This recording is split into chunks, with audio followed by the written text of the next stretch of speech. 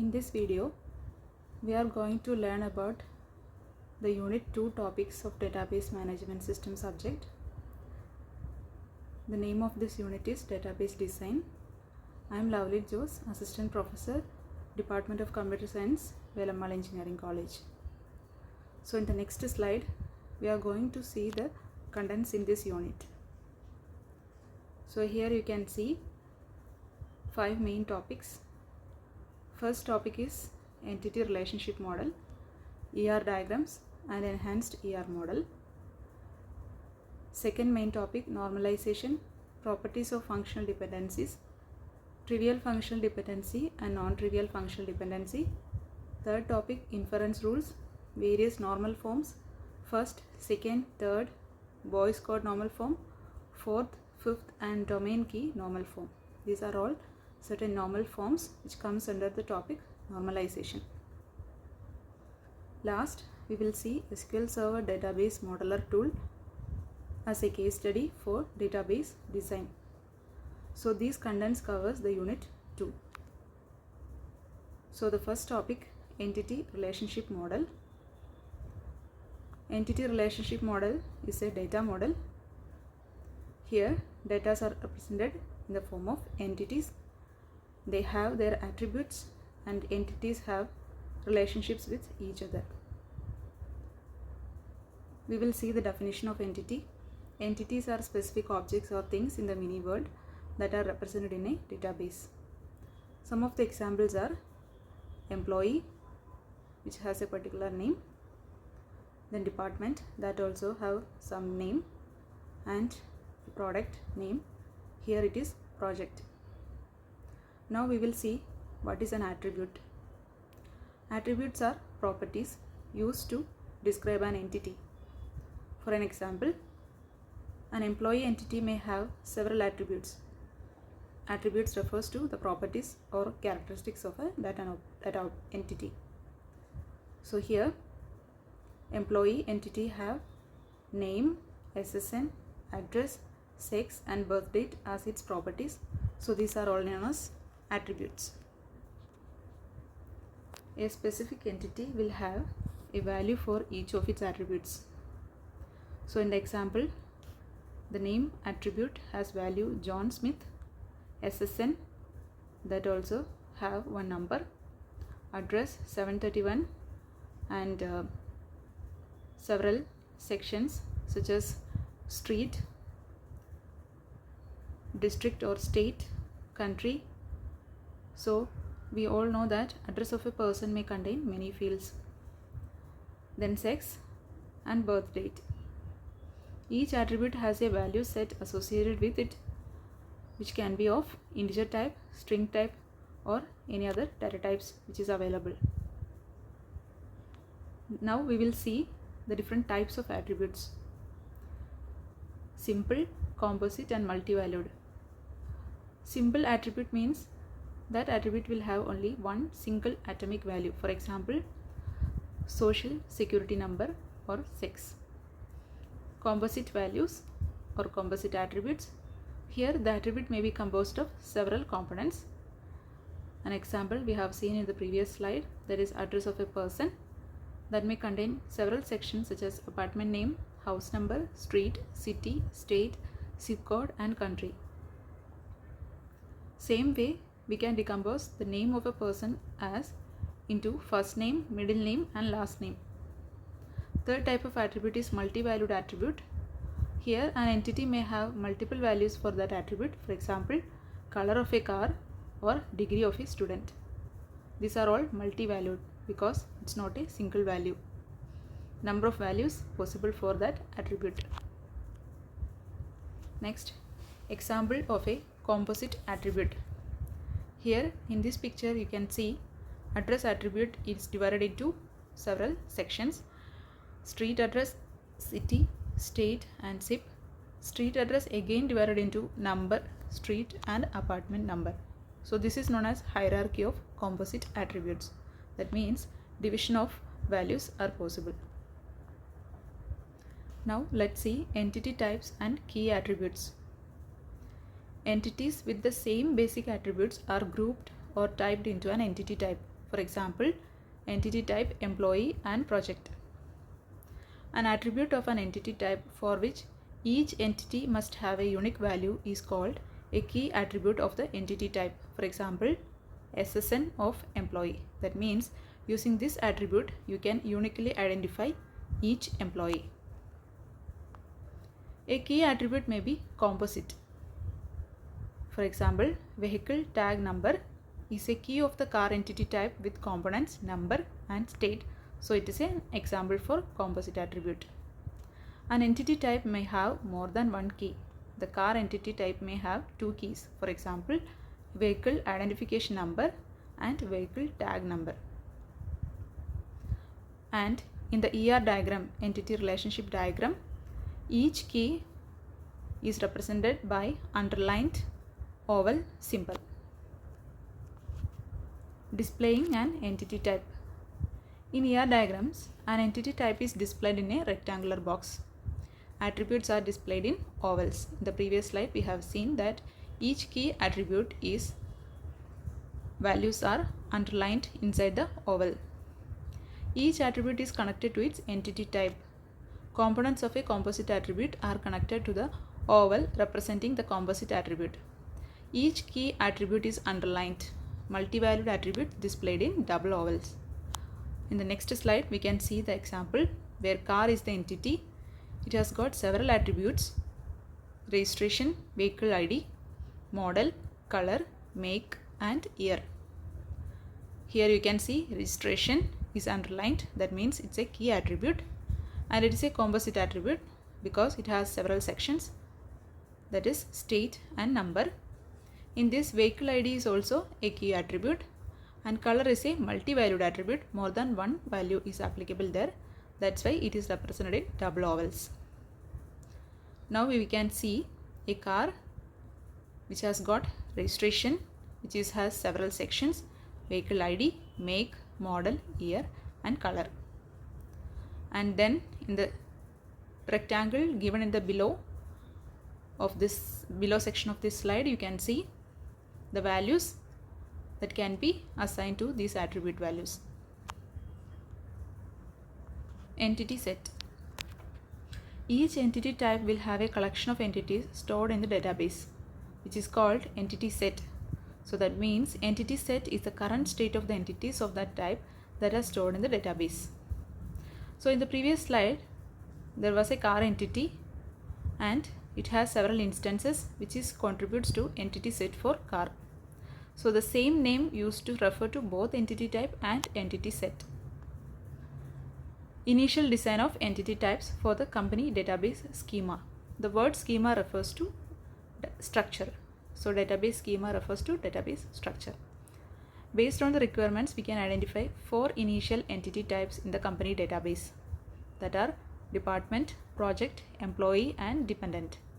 Their initial design is shown in the following slide. The initial attributes shown are derived from the requirements description.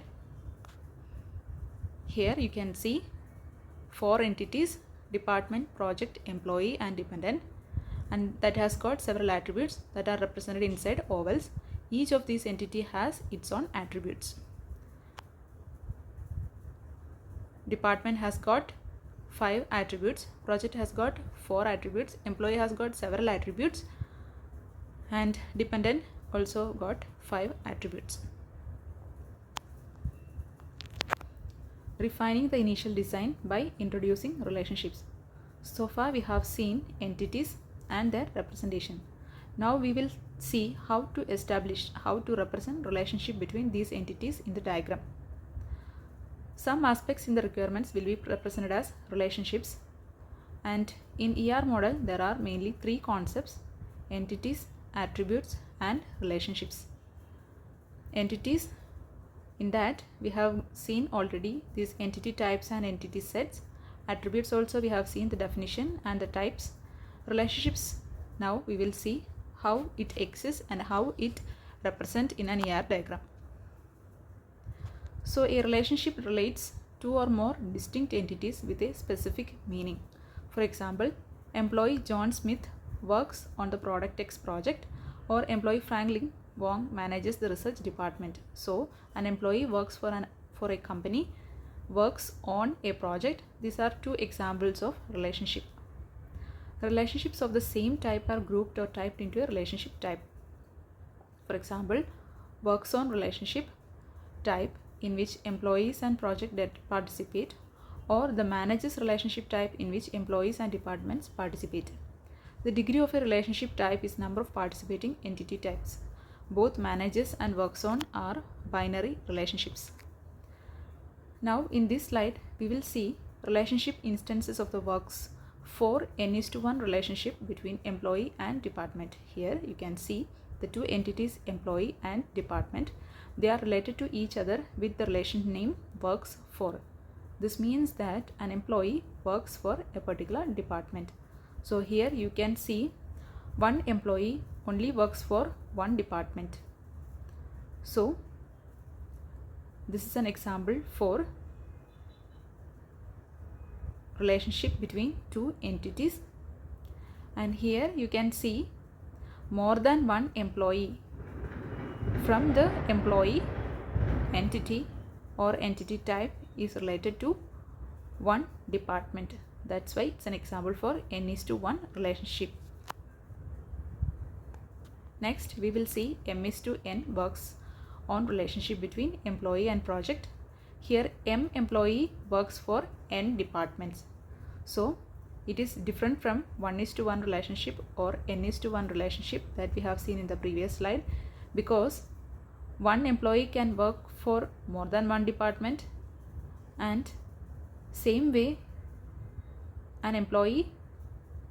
more than one employee works on more than one project. That's why it's an example for m:n relationship. By examining the requirements, 6 relationship types are identified in that example. All are binary relationships because degree is 2. Listed below with their participating entity types. Works for, the relationship is between employee and department. Managers, it's between employee and department. Control relation, which is between department and project. Works on relation, which is between employee and project.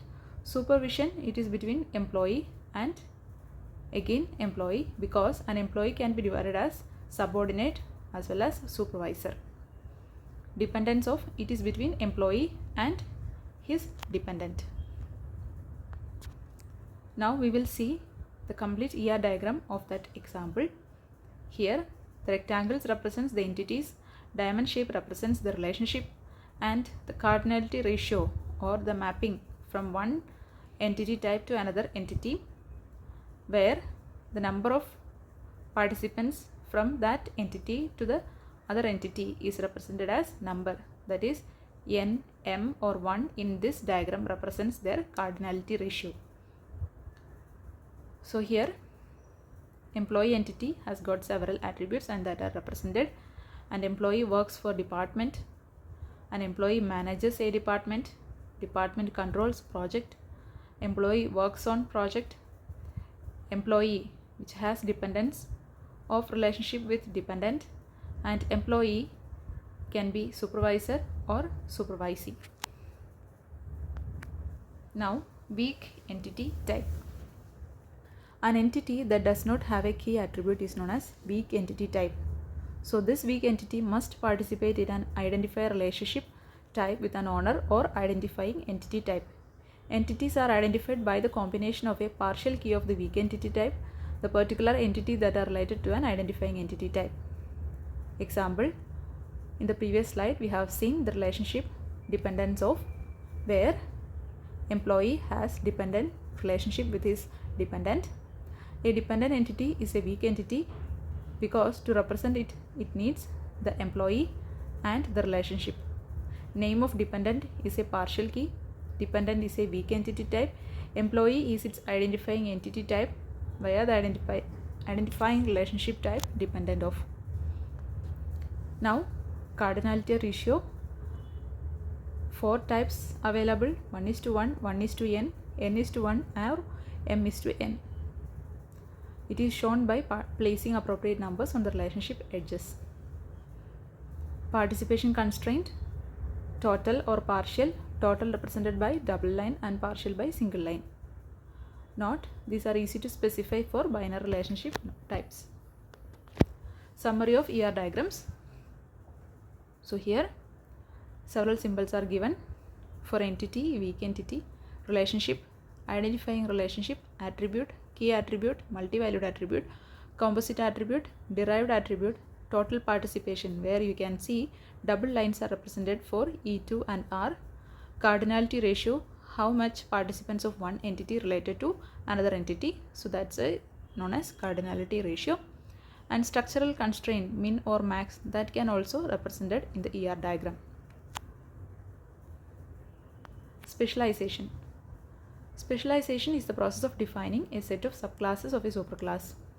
The set of a subclass is based upon some distinguishing characteristics of the entities in the superclass. For example, secretary, engineer, technician is a specialization of employee based upon job type, may have several specializations of the same superclass. So here in this example you can see the employee entity have several subclasses such as secretary, technician, engineer and manager, and you can see how it is represented in the ER diagram.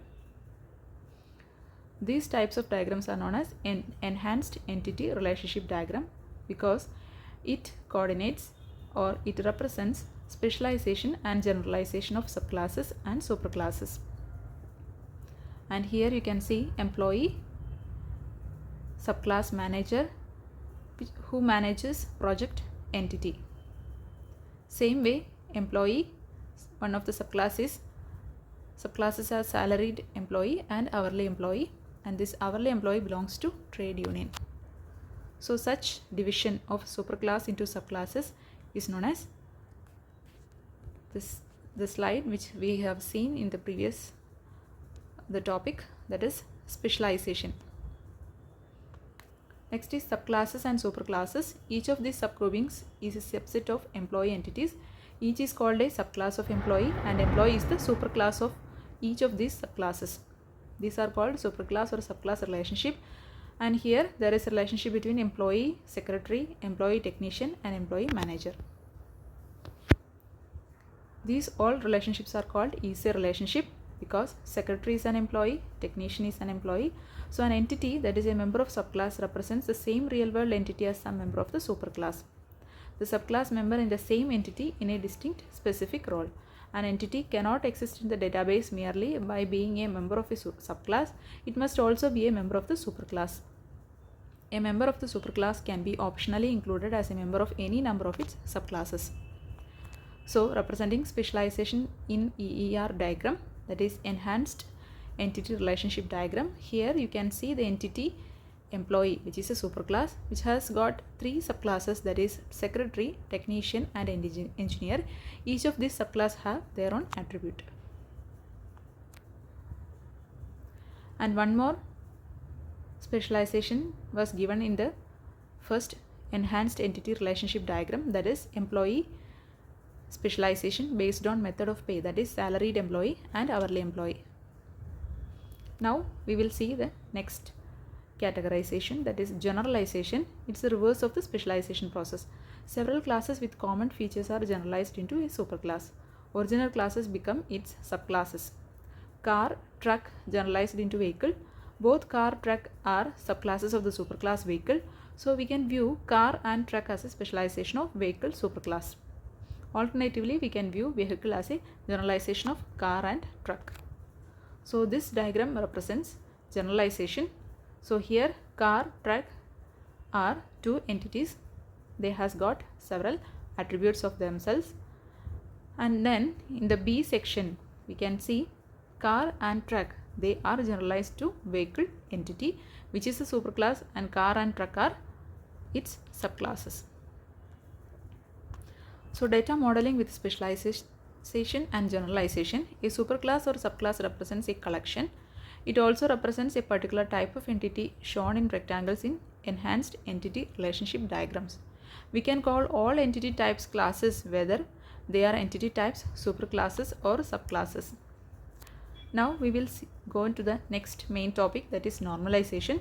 This is the process which allows you to remove redundant data within your databases.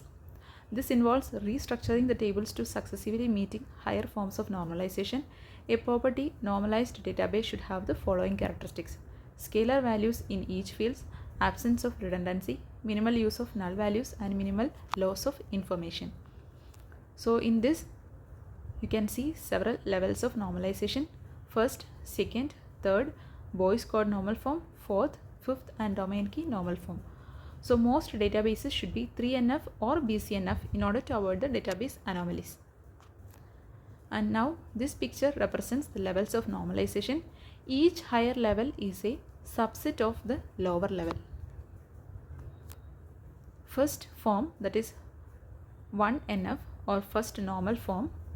A table is considered to be in first normal form if all the fields contain only scalar values or atomic values. So in this example, you can see the phone number attribute which has got several values.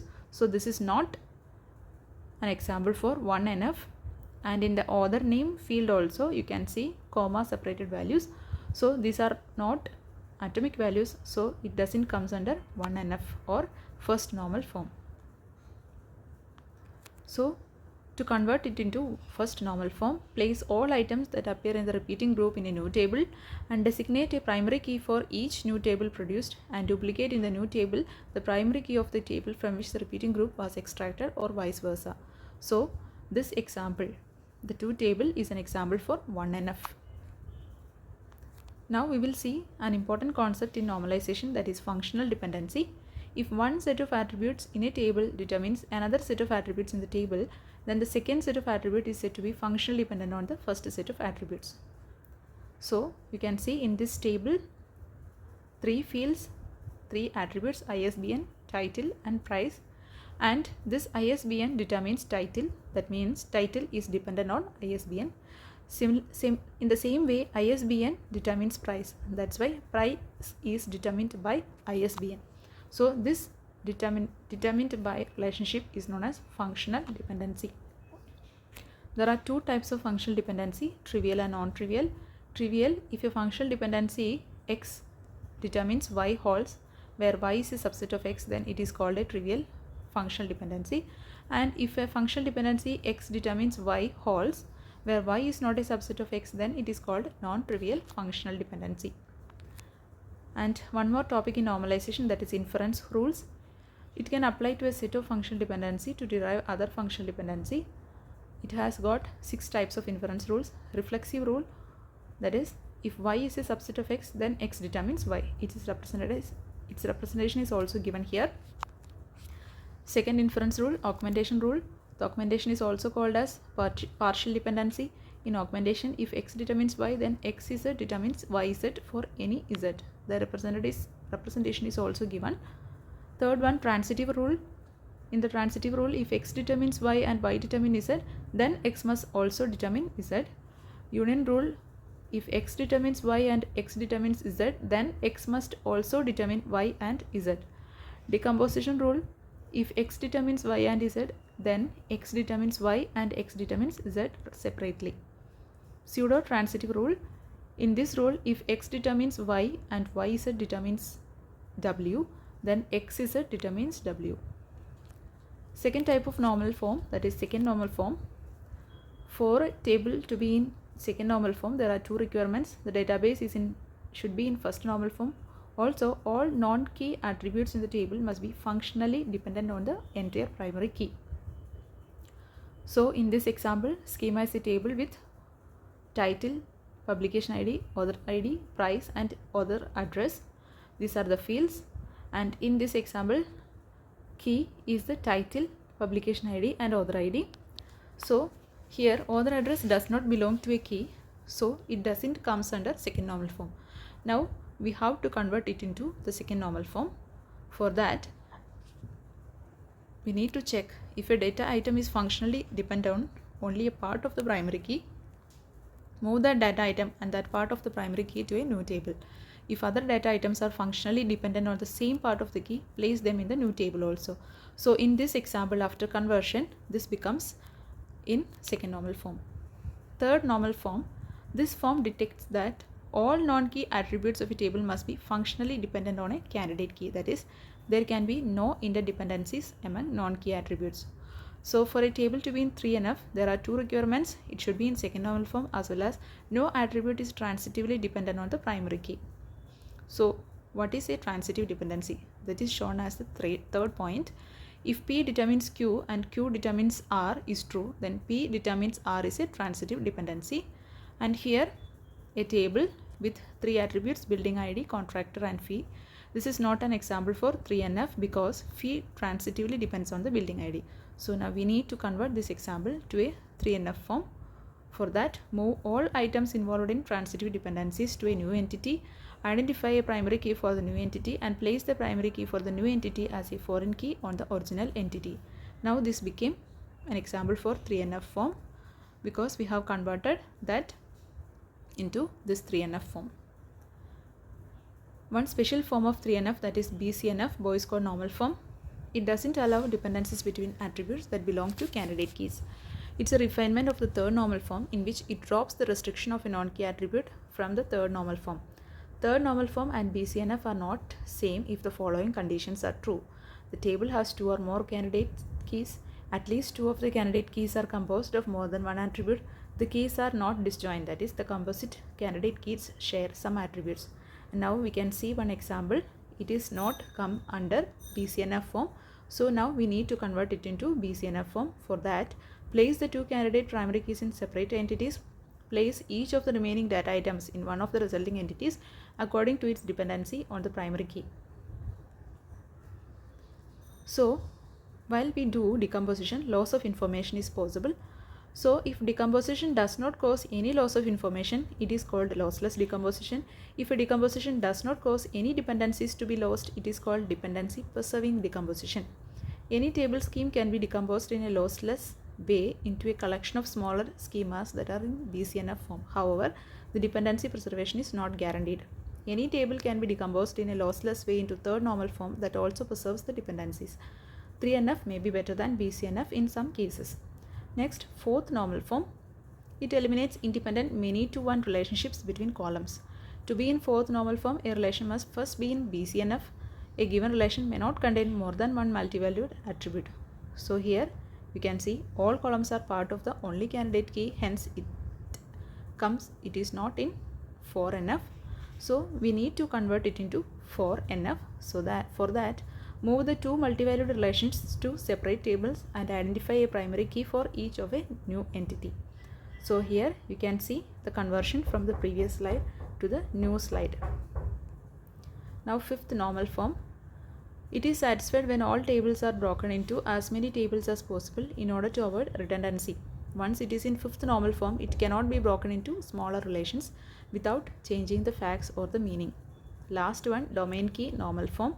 A relation is in DKNF when there can be no insertion or deletion anomalies in the database. Now we will see SQL Server Database Modeler tool as a case study. These are several tools we use for database design. We all know that SQL Server is one of the most popular database servers in the world, used by many business and database developers. So, data modeling tools make it easy to design databases and support database administration with the help of a graphical interface. Here are the top 5 data modeling software that you can use to develop SQL Server databases. They are Erwin Data Modeler, Todd Data Modeler, SQL Database Modeler, Design and DB Schema. By this, we will wind up all topics of Unit 2. I hope you have understood all the topics. Thank you.